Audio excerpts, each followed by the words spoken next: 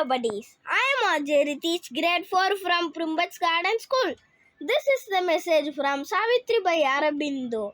Indifferent to the sorrow and delight, untempted by the marvel and the call, immobile, it beheld the flex of things, calm and apart, supported all that is spirits, stillness, helped on the toiling world. Thank you. Bye. Hello buddies, நான் RJ கினிஷா grade 5 from Primbats Garden. Today's Karma Yogi Appa message: the graded importance of methods. The best is consecrated work that expresses your highest consciousness. The next best is to think out what that work is and what is the basis thought in for it.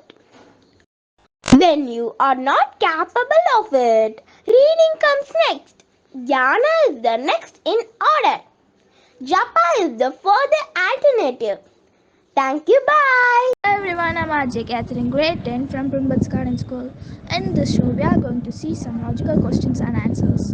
Some are used for fabric and some are used for hair. Some are used for paper and one is called a pear. Answer: scissors.